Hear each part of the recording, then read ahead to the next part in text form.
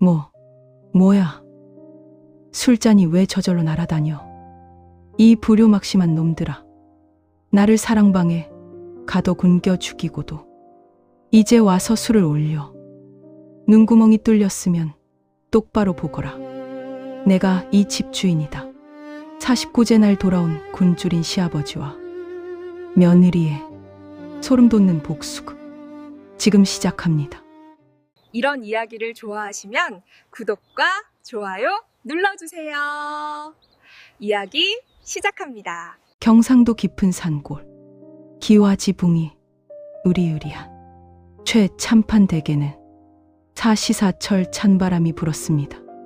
그 집의 며느리 소유는 몰락한 선비의 딸로 빚 대신 팔려오다시피 하였고 시집을 온 지 3년이 넘어가고 있었습니다. 소윤의 손은 하루도 마를 날이 없었습니다. 새벽 닭이 울기 전부터 일어나 소죽을 끓이고 얼음장 같은 우물물에 손을 담가 빨래를 해댔습니다. 손등이 거북이 등처럼 갈라지고 피가 배어 나와도 남편 만석과 시누이 명희는 따뜻한 말 한마디 건네지 않았습니다. 만석은 허우대만 멀쩡했지. 투전판을 제 집처럼 드나들며 가산을 탕진하는 난봉꾼이었고, 시누이 명희는 시집도 가지 않고 집에 눌러앉아 올케를 괴롭히는 것이 유일한 낙인 표독스러운 여인이었습니다. 하지만 소윤이 이 지옥 같은 집에서 유일하게 의지하면서도 가장 어려워했던 사람은 바로 시아버지 최참판이었습니다. 최참판은 마을에서 호랑이 영가무 불릴 만큼 성정이 깐깐하고 엄하기로 소문난 인물이었습니다. 그는 며느리 소윤을 볼 때마다 지팡이를 휘두르며 호통치기 일쑤였습니다. 마당에 낙엽 하나만 떨어져 있어도 불호령이 떨어졌고 국이 조금만 식어도 상을 물리기 다반사였습니다. 소윤은 그럼 시아버지가 무서워 눈도 제대로 마주치지 못했습니다. 그러나 그것은 어디까지나 겉모습일 뿐이었습니다. 늦은 밤 소윤이 부엌 구석에 쭈그리고 앉아 남은 찬밥을 물에 말아먹고 있을 때면 어김없이 사랑방 문이 열리는 소리가 들렸습니다. 최참판은 헛기침을 하며 부엌 앞을 서성이다가 며느리 몰래 쌀자루 뒤에 곶감이나 떡을 툭 던져놓고 가곤 했습니다. 그리고는 아무도 듣지 못할 만큼 작은 목소리로 중얼거렸습니다. 이 집구석은 살 곳이 못 된다. 쥐새끼 같은 자식 놈들. 눈 피해서 이거라도 먹어라. 그리고 기회 봐서 꼭 도망가거라. 최참판은 알고 있었던 겁니다. 자신의 자식인 만석과 명희가 짐승만도 못한 탐욕 품고 있다는 것을요. 그는 며느리를 보호하기 위해 일부러 더 엄하게 굴었던 것입니다. 며느리에게 정을 주는 모습을 보이며 질투심 많은 자식들이 며느리를 더 괴롭힐 두려웠던 탓이지요. 그러던 어느 날 최참판 댁의 검은 그림자가 드리우기 시작했습니다. 만석이 투전판에서 거에게 빚을 지고 왈패들에게 두들겨 맞은 채 집으로 돌아온 날이었습니다. 빚쟁이들은 당장 돈을 갚지 않으면 집을 불지르겠다고 으름장을 놓았고, 만석은 공포와 탐욕에 눈이 멀어 아버지의 방을 뒤지기 시작했습니다. 아버지가 잠든 사이 그는 사랑방 깊숙한 곳에 숨겨진 비밀 금고를 찾으려 혈안이 되었습니다. 그러다 우연히 벽장 속 낡은 책 사이에서 누렇게 바랜 종이 뭉치를 발견하게 됩니다. 그것은 마을 뒷산 알짜배기 땅 문서와 금괴가 묻힌 지도가 그려진 비밀 문서였습니다. 만석은 떨리는 손으로 문서를 움켜쥐었습니다. 아니, 영감이 이런 걸 숨겨두고 있었어? 명희야, 이것 봐라. 이거면 내 빚. 갚고도 평생 놀고 먹는다. 옆에서 망을 보더 영희의 눈도 탐욕으로 번들거렸습니다. 두 남매는 아버지 평생 모은 재산을 훔쳐 달아날 생각에 쾌재를 불렀습니다. 그때였습니다. 잠든 줄 알았던 최참판이 눈을 떴습니다. 아들이 자신의 비밀 문서를 훔치는 꼴을 본 노인의 눈에서 불이 튀었습니다. 최참판은 지팡이를 들어 아들의 등짝을 후려쳤습니다. 이 도둑놈 같은 놈들, 기어이 애비에 재산에 손을 대느냐. 내 눈에 흙이 들어가기 전에 어림도 없다. 하지만 만석은 더 이상 예전에 주눅든 아들이 아니었습니다. 빚쟁이들의 칼날이 밑까지 들어온 상황에서 눈앞에 보이는 금괴는 그를 짐승으로 만들었습니다. 만석은 아버지 거칠게 밀쳐버렸습니다. 힘없는 노인은 문지방에 머리를 찌우며 쓰러졌고 붉은 피가 흘러내렸습니다. 쓰러진 아버지를 보고도 영희는 오빠를 말리기는커녕 땅 문서를 챙기기에 급급했습니다. 오빠. 아버지가 깨어나서 관아에 고발하며 우린 끝이야. 어차피 노망 드셨다고 소문났으니 그냥 이대로 방에 가둬버리자. 두 남매는 끔찍한 결정을 내렸습니다. 그들은 피를 흘리며 신음하는 아버지를 사랑방 안으로 밀어넣고 밖에서 굵은 쇠사슬로 문을 걸어 잠갔습니다. 그리고는 하인들과 소윤에게 엄포를 놓았습니다. 아버지가 전염병에 걸려 헛소리를 하니 절대 문을 열어주지 말라고 말입니다. 그날부터 사랑방은 생지옥으로 변했습니다. 자식들은 아버지 숨겨둔 나머지 금괴의 위치, 즉 문서에 나오지 않은 마지막 보물단지의 위치를 불기 전까지는 밥 한 톨, 물 한 모금 주지 않겠다고 작정했습니다. 소유는 영문도 모른 채 시아버지가 편찮으시다는 말만 믿고 죽을 쑤어갔으나 문 앞을 지키던 명희에게 머리채를 잡히고 쫓겨났습니다. 안 돼. 아버지가 아무것 먹지 말라고 하셨어. 병이 옮는다고. 굳게 닫힌 문틈 사이로는 매일 밤 애처로운 신음소리가 새어 나왔습니다. 물 좀 다오. 목이 타서 죽을 것 같구나. 내 자식들아. 어찌 이럴 수가 있느냐. 그 소리는 밤바람을 타고 소윤의 방까지 들려왔습니다. 소윤은 이불을 뒤집었소. 귀를 막았지만 뼈에 사무치는 시아버지의 절규는 그녀의 가슴을 굽여 팠습니다.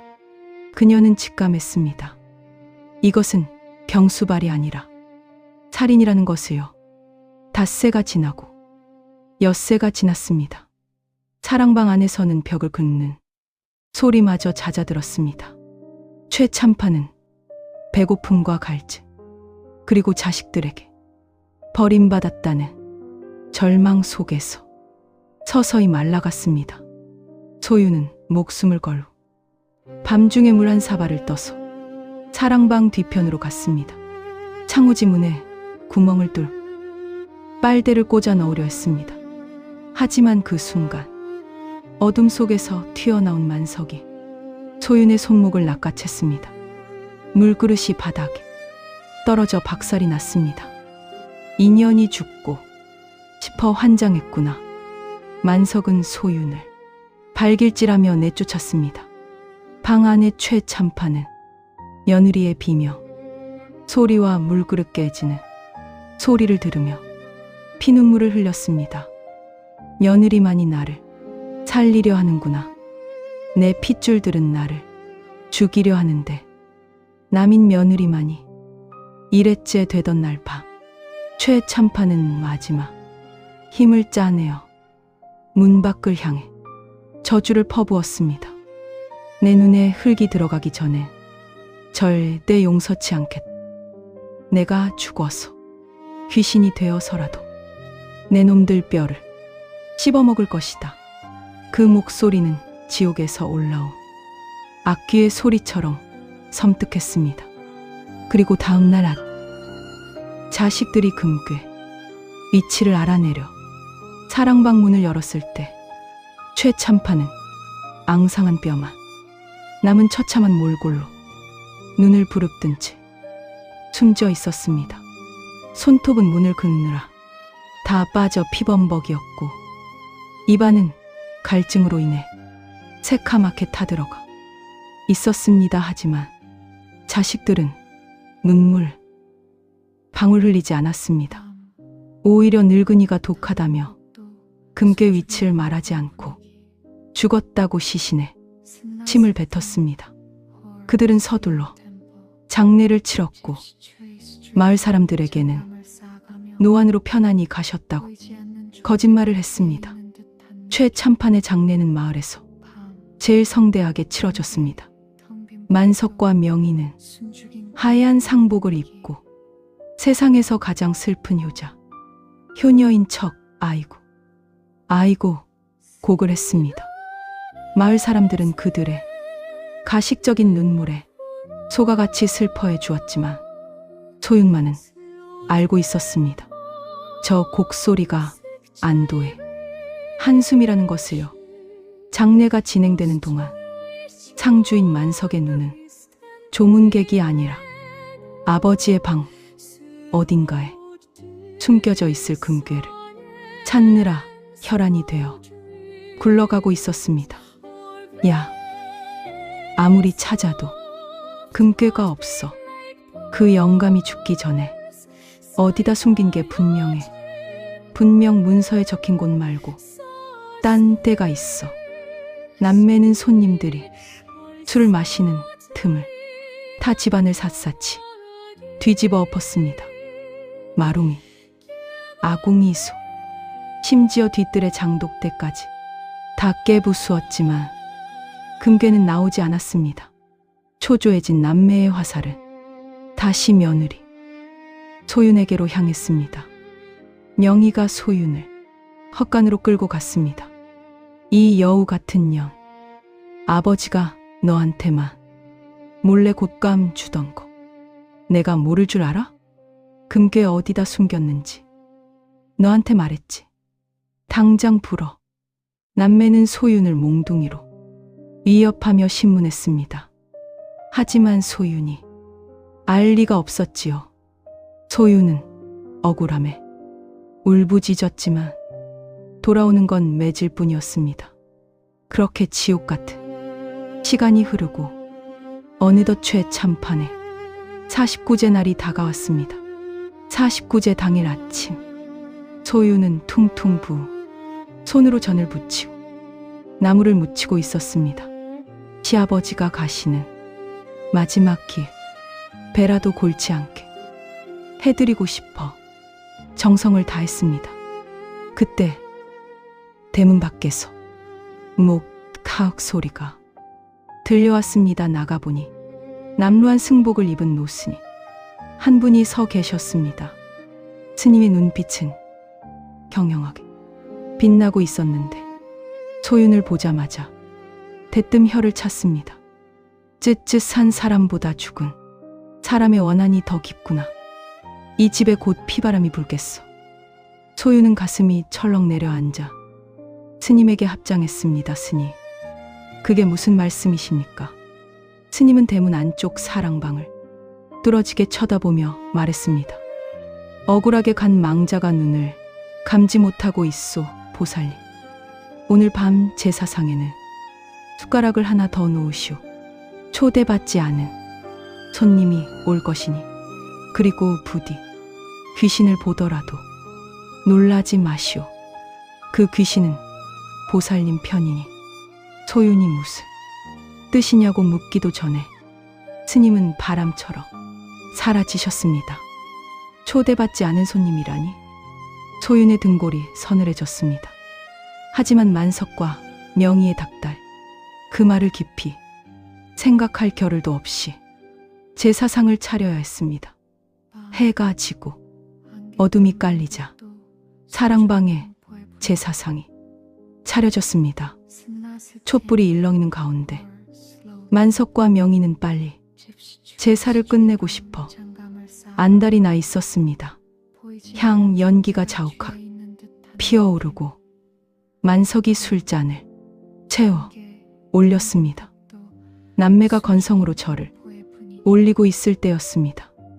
뒷줄에 앉아있던 소윤이 고개를 드는 순간 그녀는 기겁을 하며 입을 틀어막고 말았습니다. 제사상 한가운데 수북이 쌓인 쌀밥과 탕국 사이에 누군가가 양반 다리를 하고 앉아 있었습니다. 그것은 바로 죽은 쥐 참판이었습니다. 하지만 생전에 위험 있는 모습이 아니었습니다. 굶어 죽을 때 그 처참한 몰고 흙빛 얼굴에 움푹 패인 볼 그리고 입가에는 말라붙은 피딱지가 덕지덕지 붙어 있었습니다. 최참판의 홀령음 여치를 굶은 짐승처럼 제사상의 음식을 손으로 허겁지겁 집어먹고 있었습니다. 밥알을 흘리며 탐욕스럽게 먹는 그 모습은 공포 자체였습니다. 배고프다. 목이 타들어 갔나. 이 불효막심한 놈들아. 내 밥을 내 놈들이 먹겠다고? 소윤의 귀에만 들리는 그 쩌렁쩌렁한 호통 소리와 함께 최참판 귀신은 만석이 올린 술잔을 집어 들어 바닥에 내동댕이 쳤습니다. 쨍그랑 술잔 깨지는 소리에 만석과 명희가 가들짝 놀라 일어났습니다. 그들의 눈에는 귀신이 보이지 않았기에 술잔이 저절로 허공으로 떠올랐다가 깨진 것처럼 보였던 것입니다. 뭐야? 술잔이 왜 저절로 날아다녀? 지진인가? 귀신은 소윤과 눈을 마주쳤습니다. 그 순간 귀신의 흉측했던 얼굴이 일순간 슬픈 표정으로 바뀌었습니다. 그는 손가락으로 자신의 목을 가리키며 입모양으로 말했습니다. 물 좀 다오. 여느라 소윤은 공포보다 연민이 앞섰습니다. 저승에 가서도 물 한 모금 못 마시고 굶주리고 있는 시아버지가 너무나 가여웠습니다. 그녀는 벌벌 떨면서도 부엌으로 달려가 숭늉 한 그릇을 떠왔습니다. 그리고 남편 몰래 제사상 귀퉁이에 놓았습니다. 소윤이 떠온 숭늉을 귀신이 단숨에 들이키자 놀랍게도 귀신의 얼굴에 흙빛이 사라지고 생기가 돌기 시작했습니다. 최참판은 소윤을 향해 고개를 끄덕이더니 싸늘한 눈빛으로 자식들을 노려보았습니다. 고맙다. 아가, 내 자식 놈들은 나를 굶겨 죽였는데 며느리가 주는 물 한 모금에 이제야 살 것 같구나. 내 이 원한을 반드시 갚으리라. 그날 밤부터 최참판 댁에는 기이한 일들이 벌어지기 시작했습니다. 모두가 잠든 깊은 밤이 되며 마루에서 탁 하는 소리가 들려왔습니다. 그것은 생전에 최참판이 짚고 다니던 대나무 지팡이 소리였습니다. 소리는 만석의 방 앞에서 멈췄다가 다시 명희의 방 앞으로 이동했습니다. 만석이 술을 마시려고 잔을 들면 술잔 속에서 시커먼 구렁이가 따리를 틀고 있는 환영이 보였습니다. 으아, 뱀이다. 만석은 술잔을 던지며 발광했습니다. 명희는 밤마다 가위에 눌려 숨을 쉬지 못했습니다. 집안이 흉흉해지자 만석과 명희는 공포에 떨면서도 서로를 탓했습니다. 그러다 문득 이 모든 저주가 소윤 때문이라는 결론을 내렸습니다. 전연이 들어오고 나서 집안에 귀신이 씌었어. 아버지가 전연한 붙어있는 게 분명해. 남매는 자신들의 죄를 뉘우치기는커녕 이 모든 저주를 소윤에게 뒤집어 씌우고 집에서 쫓아낼 음모를 꾸몄습니다. 이튿날 만석은요, 마을에서 돈만 주면 무슨 짓이든 한다는 사기꾼 박수무당을 불러왔습니다.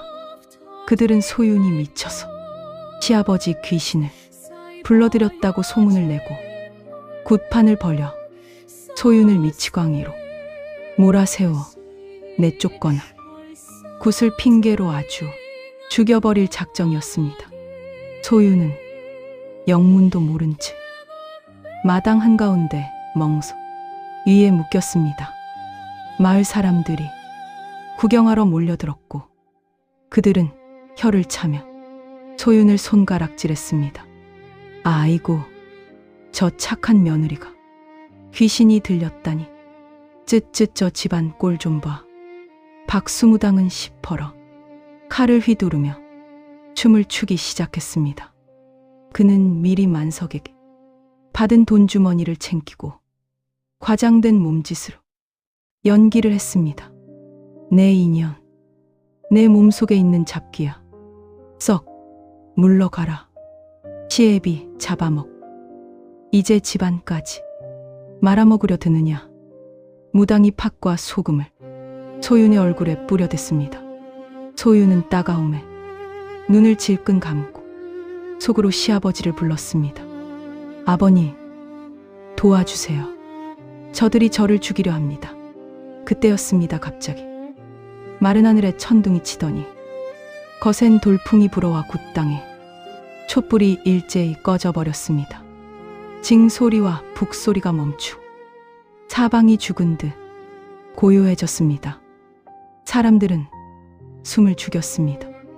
어둠 속에서 묶여있던 소윤의 고개가 툭 떨어지더니 기괴한 웃음소리가 터져 나왔습니다. 허허, 잡기라니? 이놈아, 눈구멍이 뚫렸으며 제대로 보거라. 내가 이 집 주인이다. 그것은 소윤의 목소리가 아니었습니다. 굵고 걸걸한 남자, 바로 생전 호랑이 같았던 최참판의 쩌렁쩌렁한 목소리였습니다. 구경꾼들은 소스라치게 놀라 뒷걸음질 쳤습니다. 빙의된 소윤은 몸을 부르르 떨더니 자신을 묶고 있던 두꺼운 밧줄을 툭 힘으로 끊어버렸습니다. 가녀린 여인의 몸에서 나온 수 없는 괴력이었습니다. 소윤은 자리에서 벌떡 일어나 무당이 굿을 위해 세워둔 시퍼러 작두 앞으로 성큼성큼 걸어갔습니다. 박수무당은 기겁하며 주저앉았습니다. 진짜 신이, 진짜 귀신이 왔음을 직감한 것이지요. 소윤은 망설임 없이 맨발로 날카로운 날 위에 올라섰습니다. 그녀의 발에서는 피 한 방울 나지 않았습니다. 작두 위에서 내려다보는 소윤의 눈빛은 서리발처럼 차가웠습니다. 소윤, 아니 최참판은 바들바들 떨고 있는 만석과 명희를 손가락질하며 호통쳤습니다. 이 천하의 폐륜한 놈들아, 내가 사랑방에 갇혀 물 한 모금만 달라고 빌었을 때 내 놈들이 뭐라 했느냐. 똥물을 퍼다 주며 마시라 했지. 금괴 내놓으라며 내 손을 밟지 않았느냐. 엿새째 되던 날 내가 배가 고파 벽질 뜯어먹고 있을 때 내년이 창구멍으로 들여다보며 웃지 않았느냐. 구체적이고 끔찍한 진실이 쏟아져 나오자 마을 사람들은 경악을 금치 못했습니다. 만석과 명희는 공포에 질려 바닥에 머리를 박 빌기 시작했습니다. 아버지, 잘못했습니다. 살려주세요. 다시는 안 그러겠습니다. 오빠가 시켰어요. 저는 그냥 시키는 대로 했을 뿐이에요. 서로의 죄를 떠넘기는 추한 모습에 마을 사람들은 돌을 던지기 시작했습니다. 때마침 소란을 듣고 달려온 관아의 포졸들이 현장을 목격하고 남매를 포박했습니다. 페륜아들이 끌려가자 소윤의 몸에서 힘이 빠지며 작두 아래로 쓰러졌습니다. 다시 눈을 떴을 때 소윤의 눈앞에는 온화 미소를 짓고 있는 최참판의 홀령이 서 있었습니다. 이제 굶주린 귀신의 모습이 아니 생전에 인자한 모습이었습니다. 아가, 고생 많았. 내 덕분에 내 억울함을 풀. 이제 편히 갈 수 있겠구나. 내 마지막 선물이다. 사랑방 아궁이 밑을 파보거라. 최참판은 하얀 연기가 되어 밤하늘로 흩어졌습니다. 소윤이 정신을 차리고 사랑방 아궁이 밑을 파보자 그곳에는 묵직한 항아리가 하나 묻혀 있었습니다. 뚜껑을 열어보니 자식들이 그토 찾아 헤매던 금괴와 소윤의 이름으로 된 진짜 땅 문서가 들어있었습니다. 문서에는 삐뚤빼뚤한 글씨로 이렇게 적혀 있었습니다. 내 유일한 자식은 며느리 소윤뿐이다. 그 후 만석과 명희는 관아에서 엄한 형벌을 받고 먼 섬으로 유배를 떠났습니다. 평생 돌을 나르며 굶주림의 고통을 뼈저리게 느끼게 되었지요. 소윤은 시아버지 남겨주신 재산으로 가난한 이들을 돕고 평생 시아버지의 제사를 정성껏 모시며 행복하게 살았습니다. 부모를 굶겨 죽이고도 천벌을 피할 줄 알았던 자식들의 최후 하늘의 그물은 넓고 성기어 보여도 악인을 빠뜨리는 법은 결코 없나 봅니다. 오늘의 이야기는 여기까지입니다. 시청해주셔서 감사합니다.